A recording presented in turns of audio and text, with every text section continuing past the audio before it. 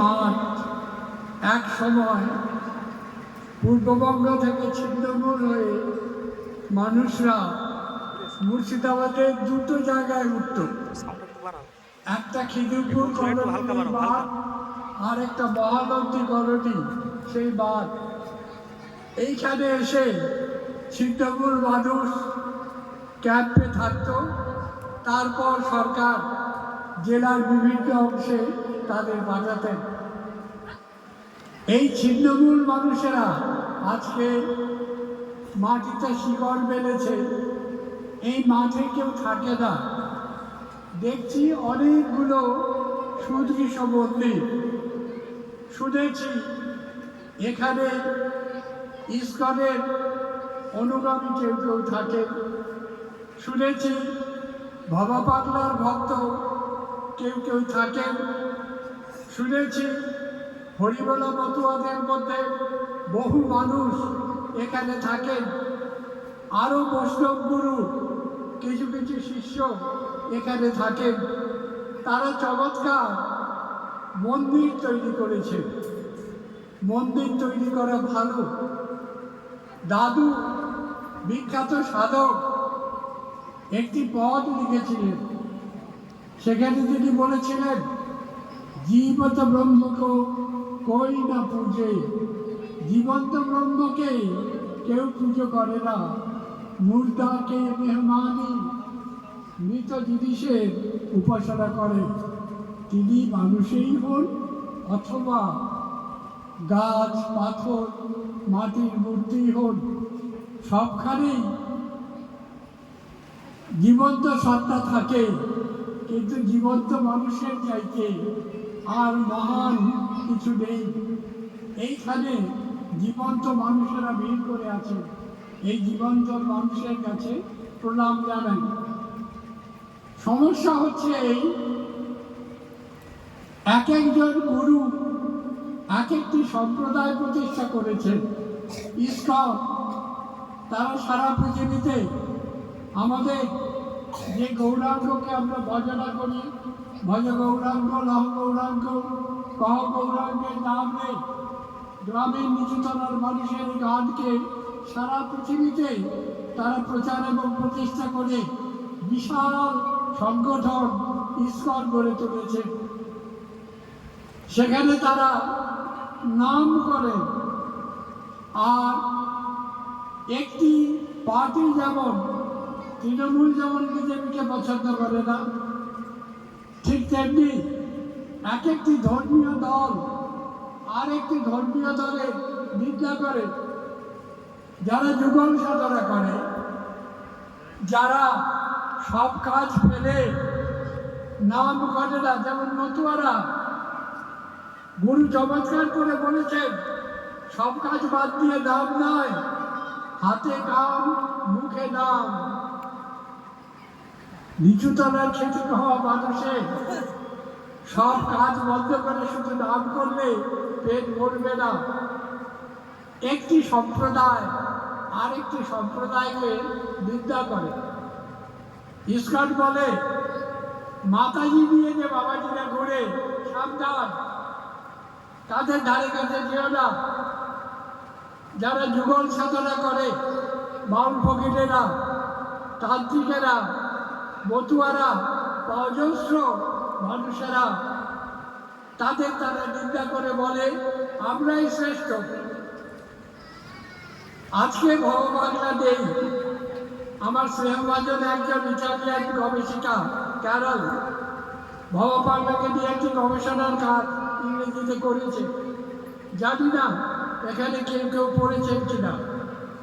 এই কাজটায় উনি প্রমাণ করতে চেষ্টা করেছেন যে ভববাংলা এই যুগের অন্যতম শ্রেষ্ঠ একজন বাউল ছিলেন। জমিদার পরিবারের সন্তান, মূলত কালীর উপাসক ছিলেন। বাউলাঙ্গের প্রচুর গান লিখেছেন। আর ভাবে উন্মত্ত হয়ে হারমোনিয়াম নাকি উনি বাজাতেন। ওর এক শিষ্যের প্রত্যক্ষ কাছে শুনেছি হাতের কনুই দিয়েও বাজাতেন। সেই হারমোনিয়ামের বাজনা নাকি মাতাল করে দিল। আর পুরো পাগল ছিলেন ভববাংলা। একজন বড় কবি কবিয়াল আমাদের দেশে বেটুয়াদহরি ফরেস্টের কাছে থাকে, আমার খুব প্রিয়জন, মারা গেছেন, ওকে নিয়ে আমি একটা লেখাও লিখেছি। ওর কাছে বিশাল বড় বাংলার একটা মূর্তি ছিল, বছরে একবার পূজা করতেন। কি ভোগ দিতেন জানেন? চকোলেট আর লজেন্স। যারা বাবা বাংলার শিষ্য বা বেশি জানেন তারা জানেন এই দুটো জিনিস খেতে ভালোবাসতেন। সবসময় পকেট ভরি করে নাচতেন। কাকে দিতেন? মানুষকে। মতুয়াদের ধর্ম দুরকম ধর্ম। আমরা যে বইপত্র পড়েছি, কিছুদিন আগে দেখবেন গুরুচরণের পৌত্র যে আমাদের ছাত্র ছিল, এখন কলকাতার একটা স্কুলের হেডমাস্টার, আমাদের কাছে একটা লেখার জন্য এসেছিলেন, আমি লিখেওছি তাকে নিয়ে। কি আশ্চর্য! মতুয়াদের দুটো ধর্ম। একটা ধর্ম গুরুবাড়ি করে, ভালো করে লেখাপড়া করে চাকরি কিভাবে পাওয়া যায়, সমাজে চন্ডাল নামটাকে নষ্ট করে দিয়ে নবসূত্র নামের প্রতিষ্ঠা করা, রাজনীতিতে গুরুত্ব পাওয়া, অর্থাৎ আমরা বলি ইহজগতে নিম্নবর্গের এই যে মানুষ নবসূত্র, তাদের কীভাবে প্রতিষ্ঠা করা যায়। আর অশ্বিনী গোসাই থেকে তারক গোসাই, এদের পদ পদাবলী পড়ে দেখুন, কি আশ্চর্য! বাউল ফকিরদের মতো তারাও বলে জন্মদাতা, বিধাতা, অভেদ। তারাও বলে একটি সন্তানের পর ব্রহ্মচর্য পালন করো। তারাও বলে, ভববাংলা তো চমৎকার করে বলেছেন যে কথাটা, মতুয়ারা তো কোনো দেবতার মূর্তি পূজা করে না, মানুষের মূর্তি পূজা করে। ভগবানরা চমৎকার করে বলেছেন, মানুষই তো ভগবান হয়।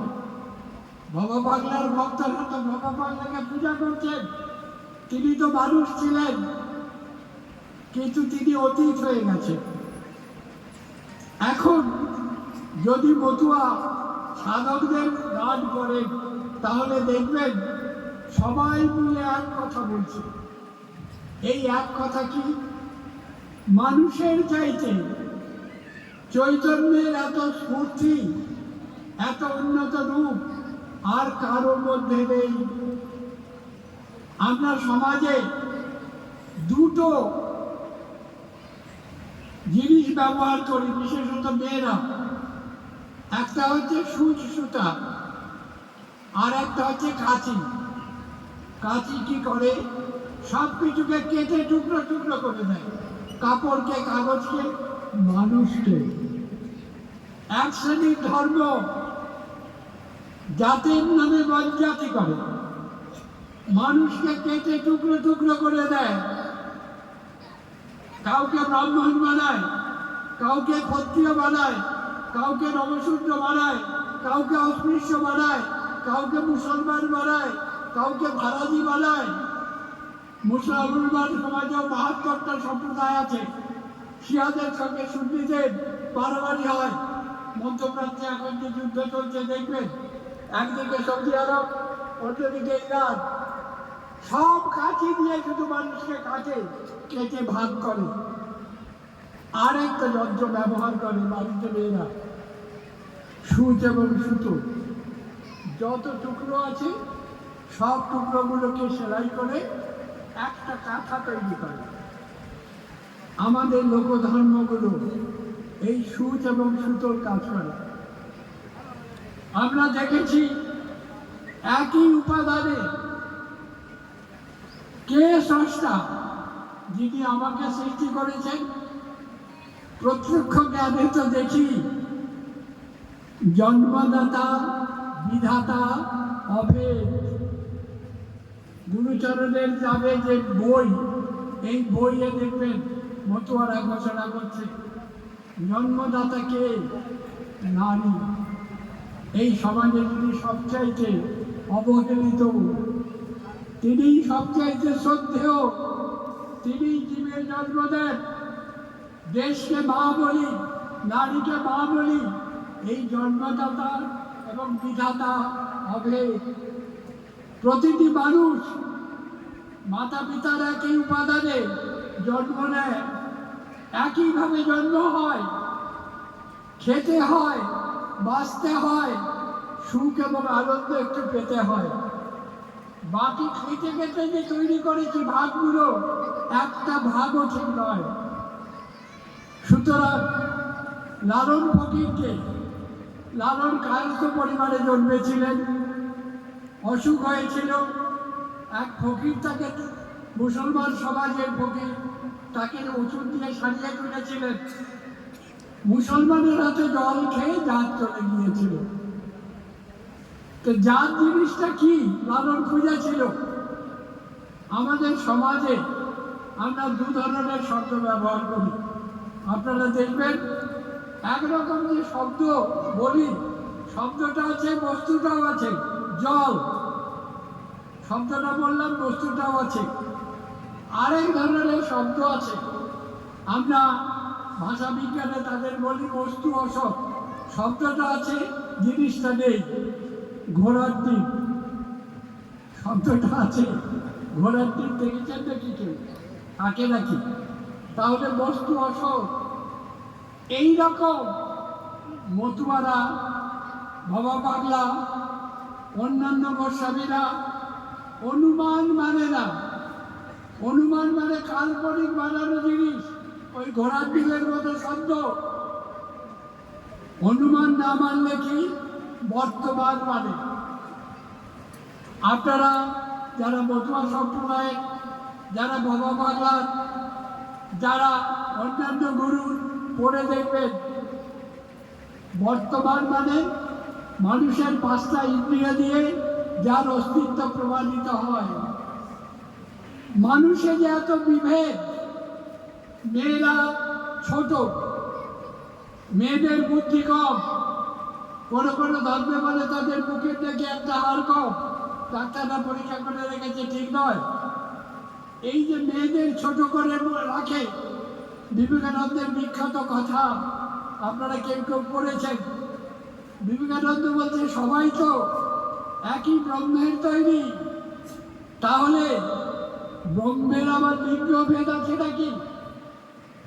নারী পুরুষ আলাদা কে বলল?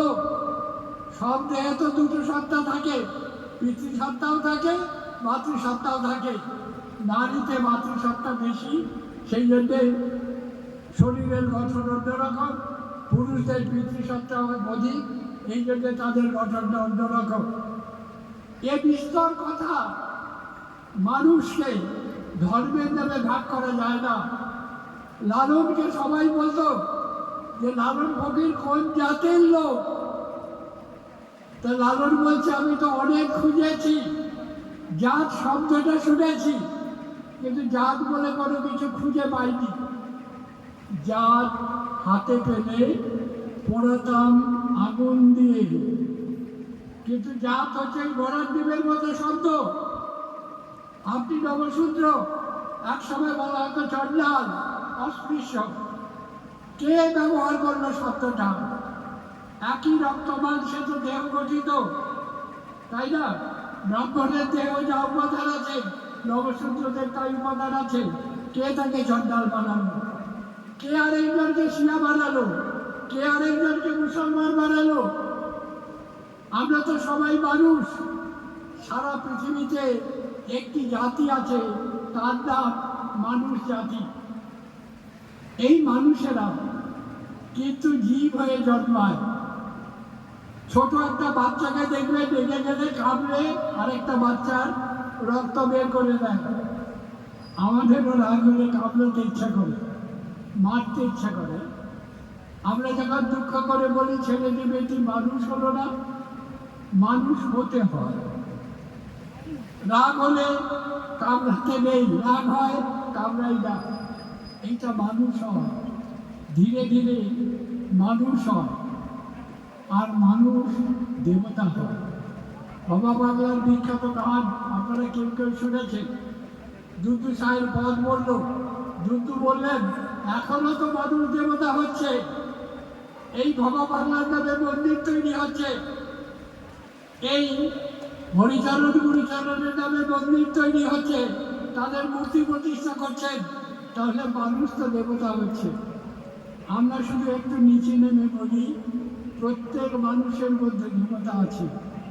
চমৎকার করে কবিরাজ গোস্বামী তার চৈতন্য চরিতামৃত, এখানে বৈষ্ণব কিছু সম্প্রদায় আছে, যে সম্প্রদায় কার্তিক মাসে চৈতন্য চরিতামৃত নিয়মিত পাঠ হয়, দেখবেন কি সুন্দর করে বলছেন, কৃষ্ণের রচক লীলা সর্বোত্তম নরলীলা, নরবপু তাহার স্বরূপ। সমস্ত নরবপু, মুসলমানের, খ্রিস্টানের, রুচির, বেদনের, ব্রাহ্মণের কৃষ্ণের স্বরূপ। এই মানুষদের স্বরূপের চরণে প্রণাম, আমার প্রণাম। ধন্যবাদ।